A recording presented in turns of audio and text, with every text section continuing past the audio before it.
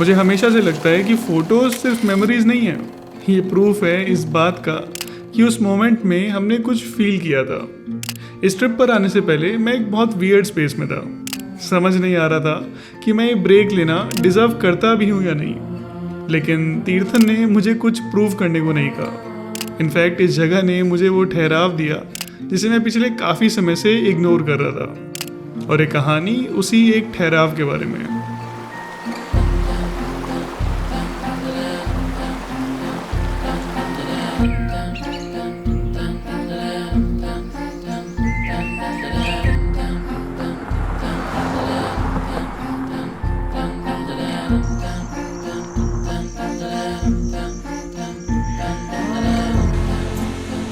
So this is the waterfall everyone, the hidden waterfall, supposed to be hidden। मतलब आजकल ये hidden waterfalls वाली reels जो है कुछ ज़्यादा ही वायरल हो रही है, तो काफ़ी लोग इसको हिडन समझकर यहाँ आ जाते हैं। बट एनीवेज वाटरफॉल की हाइक काफ़ी इजी थी, काफ़ी डूएबल हाइक थी एंड आई थिंक स्पॉट भी काफ़ी सही है। ऊपर जहाँ वाटरफॉल नीचे गिर रहा है वहाँ एक छोटा सा पूल बन जाता है। अगर आप मेरी तरह पानी से थोड़ा नहीं डरते और आपको स्विमिंग वगैरह आती है तो आप थोड़ी देर वहाँ पूल में डिप ले सकते हैं। मुझे थोड़ा सा मैं स्विमिंग से ज़्यादा कंफर्टेबल हूँ, मुझे स्विमिंग नहीं आती, मैं पानी से थोड़ा सा मुझे डर लगता है, इसलिए मैं ज़्यादा पास नहीं जाता, मैं थोड़ा दूर से ही इंजॉय करता हूँ इसको।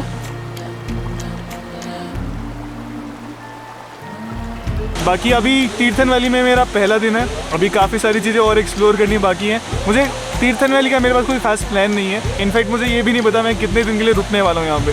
So will see how it goes. बाकी अभी के लिए सनसेट होने वाला है, थोड़ी देर में ठंड भी बढ़ती जा रही है, जैकेट पहन ली मैंने थोड़ी सी। तो जल्दी से निकलते हैं यहाँ से, जंगल का एरिया है, यहाँ पे अंधेरा भी थोड़ा जल्दी हो जाएगा। तो यार let's go.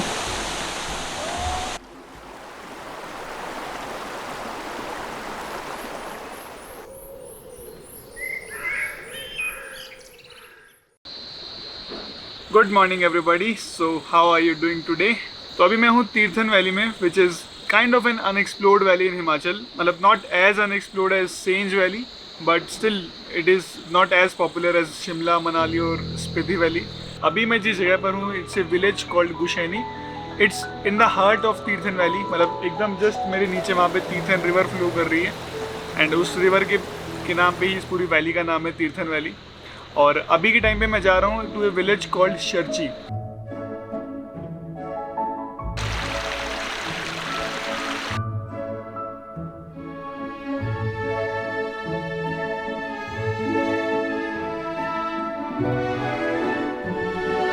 Hello everyone, so right now I am in a village called शर्ची।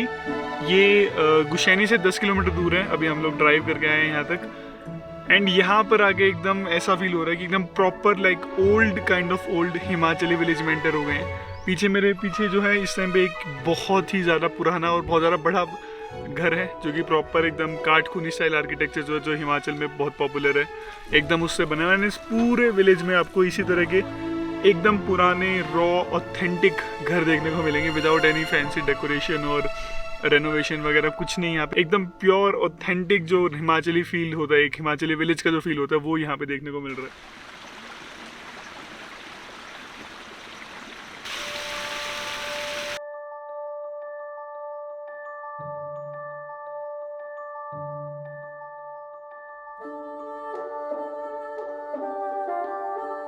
इस छोटे से विलेज में अगर कुछ समय बिताना वॉज डेफिनेटली अमेजिंग, बट इसके बाद जो मैंने देखा that was kind of a cultural shock to me.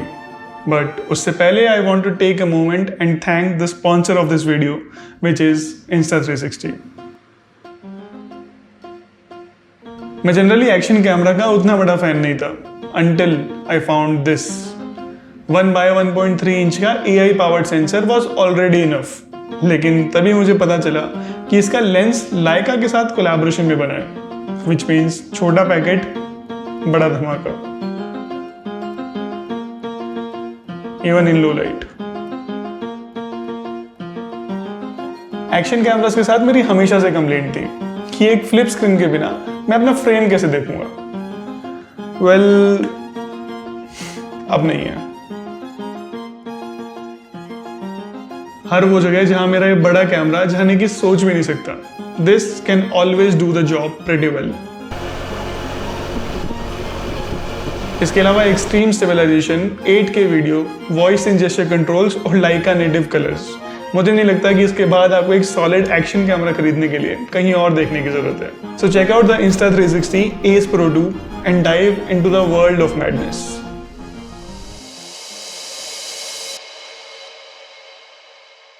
And now it's time to get back to Tirthan valley.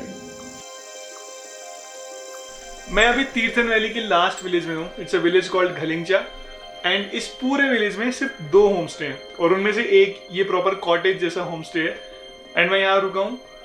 And मुझे एकदम यूरोपियन कंट्री की कुछ मैंने वीडियोस देखी है जहाँ पे एकदम कोई आइसोलेटेड पहाड़ के टॉप पे कोई कैबिन बना होता है एंड वहाँ लोग जाते हैं, वहाँ जाके वहीं पे जाके बुकिंग करते हैं। वहाँ कोई केयर टेकर भी नहीं होते प्रॉपर्टी के, और वहीं पे कहीं आसपास में चाबी वगैरह रखी होती है कैबिन की, वो चाबी से गेट खोलते हैं, अकेले होते हैं वो लोग, वहाँ पे चेक इन करते हैं, एक रात स्पेंड करते हैं वहाँ पे, टाइम स्पेंड करते हैं। एकदम वो वाली फील आ रही है। तो अभी हम लोग जा रहे हैं एक वाटरफॉल यहाँ पे, इट्स कॉल्ड घलिंचा वाटरफॉल। घलिंचा के नाम पे ये, मतलब इस गांव के नाम पे वाटरफॉल का नाम है। और साथ में हमारे दीवान भाई हैं जिनकी प्रॉपर्टी पे अभी मैं रुका हूँ। अभी तक 2-3 वाटरफॉल देखे हैं मैंने, ये आई थिंक इस ट्रिप का 3रा या 4था वाटरफॉल है। लेट्स सी।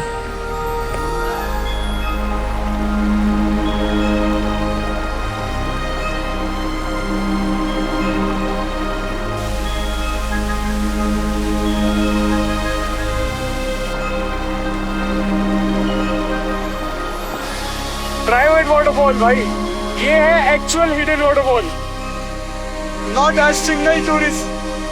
और सामने एक बहुत ही सुंदर पूल से बना हुआ है।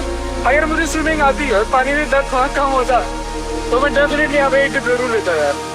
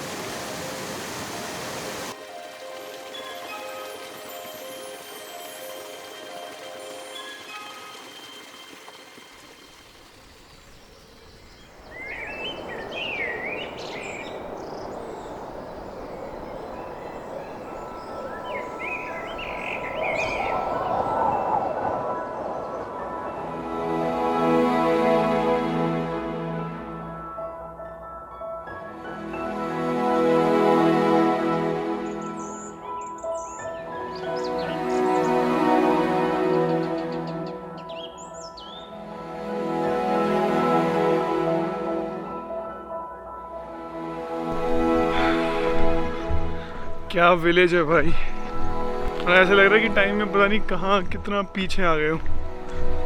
चारों तरफ खेत है, यहाँ पे पीछे घर हैं काफ़ी सारे, एकदम पुराने आर्किटेक्चर वाले, एकदम ओल्ड फील देते हैं।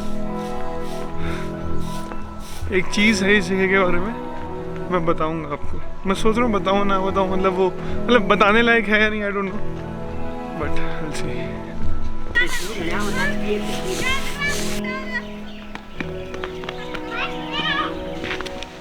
ये मेरे पीछे जो है ये एक प्राइमरी स्कूल है, 5th क्लास तक की स्कूल है। इससे आगे की इस विलेज में सिर्फ 5th क्लास तक की है। उसके बाद में 8th क्लास तक की स्कूल है। यहाँ से 5 किलोमीटर नीचे एक विलेज है वहाँ तक, और आई थिंक 12th तक भी बन गई इस टाइम पे वहाँ पे। और कॉलेज अगर जाना है तो आपको बंजार जाना पड़ेगा, जो कि मतलब काफ़ी दूर है यहाँ से। तो स्कूल्स मतलब इतना रिमोट विलेज है तो स्कूल, हॉस्पिटल, इस तरह की चीज़ें काफ़ी कमी रहती है, और जो होती है वो बहुत एकदम मतलब बेसिक लेवल की चीज़ होती है। ये भी आई थिंक एक गवर्नमेंट स्कूल ही है। आई थिंक इस जगह पे तो गवर्नमेंट स्कूल ही होगी मोस्ट प्रोबेबली। और विलेज बहुत सुंदर है, बहुत ही ज़्यादा सिंपल, ब्यूटीफुल, एलिगेंट, मैन एकदम रस्टिक फील आ रहा है यहाँ पे वॉक करने में। जैसे भाटो ट्रेडिशनल जो लोकल नाट लगती है पहाड़ी, वो यहाँ पे होती है। अच्छा, specific place.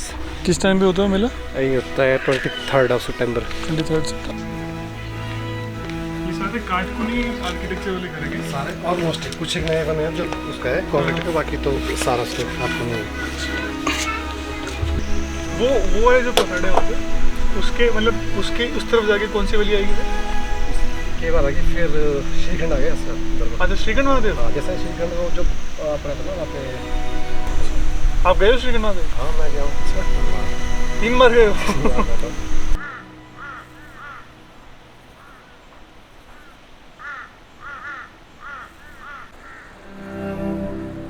So right now I'm in a village called घलिंगचा। ये पूरे तीर्थन वैली का सबसे रिमोटेस्ट और सबसे लास्ट विलेज है।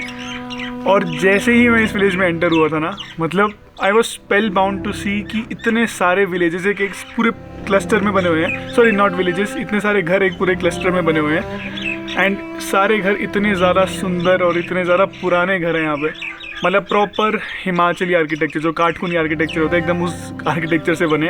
एंड घरों का साइज़ इतना ज़्यादा बड़ा है यहाँ पे, मतलब अगर हमारे सिटीज़ के या हमारे नॉर्मल टाउन्स के जो विलेजेस घर हैं उनको अगर एम साइज़ बोलेंगे, तो यहाँ के जो घर हैं उनको आप डबल एक्सेल साइज़ बोल सकते हैं। इतने बड़े घर हैं यहाँ पे, इतने ही ज़्यादा रिमोट जगह पे, मतलब एक्सपेक्ट नहीं करते हम लोग कि इतने ज़्यादा सुंदर घर देखने को मिलेंगे। बट कमाल है यार, कैसे बनाया होगा। मतलब रोड अभी तक भी इतनी अच्छी रोड्स नहीं है, बट स्टिल उसके बावजूद इतने ज़्यादा सुंदर घर हैं, कमाल है। आगे एक बड़ी वियर्ड चीज़ मेरे को यहाँ पे लगी कि इस पूरे विलेज में किसी भी मंदिर में जाना, किसी भी घर को टच करना आउटसाइडर्स को अलाउड नहीं है। मतलब घर के अंदर एंटर करना तो बहुत दूर की बात है, घर को टच करना भी अलाउड नहीं है। तो मैं जब यहाँ पे आया, मैंने देखा अरे यार इतनी रिमोट जगह है, इतने सुंदर घर हैं, इतने बड़े घर हैं यहाँ पे। तो मेरा बड़ा मन था कि मैं अंदर जाऊँ, अंदर से घर देखूँ, मतलब विद परमिशन ऑब्वियसली। बट मैं सोचा कि किसी के घर में जाके अंदर से देख सकें कैसा दिखता है, कैसा आर्किटेक्चर है, मेरा बड़ा मन था उसका। बट अब यहाँ अलाउड नहीं है वो चीज़ें। एक हिमाचल में एक और विलेज है मलाना करके, वहाँ के बारे में मैंने सुना था कि वहाँ पे भी ऐसा अलाउड नहीं होता। यहाँ पे उतना स्ट्रिक्ट नहीं है, वहाँ तो ऐसा होता है कि किसी इंसान को भी टच नहीं कर सकते आप। बट यहाँ पे भी है, मतलब इंसान वाला नहीं है, बट स्टिल बाकी चीज़ों को आप टच नहीं कर सकते एज एन आउटसाइडर। एंड बताता है अगर आपने टच करवर दिया तो एक तो फ़ाइन लगेगा आपके ऊपर, वो तो लगना ही है। प्लस अगर आपने किसी मंदिर को टच कर दिया, मंदिर के अंदर चले गए, तो मंदिर का शुद्धिकरण करवाया जाएगा, क्योंकि ऐसा माना जाएगा कि अगर आउटसाइडर को जाके उसको टच कर रहा है तो उसने मंदिर को अपवित्र कर दिया। तो देखो मेरे को थोड़ा वियर्ड लग रही है ये चीज़, मतलब मंदिर के अंदर जाना भी अलाउड ना होना, ये थोड़ा मेरे को सही नहीं लगा। मतलब मुझे नहीं समझ में ये बात। अब देखो हिमाचल है, पहाड़ों के अलग कॉन्सेप्ट होते हैं, अलग रूल्स होते हैं। यहाँ पे देवता का कल्चर काफ़ी होता है, तो हर चीज़ होती है और देवता का कुछ ना कुछ रीज़न होता है कि देवता ने कुछ ऐसा बोला था, देवता का वरदान था, श्राप था, ऐसा कुछ था। तो ठीक है, मैं रिस्पेक्ट करता हूँ उस चीज़ की ऑब्वियसली। मैं मतलब जो रूल्स हैं मैं रूल्स तोड़ूंगा नहीं, बट चीज़ थोड़ी वियर्ड लगी मेरे को, चीज़ थोड़ी वियर्ड तो है। चलो अब आगे सनसेट होने वाला है, एक व्यू पॉइंट है वहाँ पे से सनसेट अच्छा दिखता है। दीवान भाई पीछे वेट कर रहे हैं इतनी देर से कि मैं ख़त्म करूँ तो चले वहाँ से। चलो अब चलते हैं फिर आगे।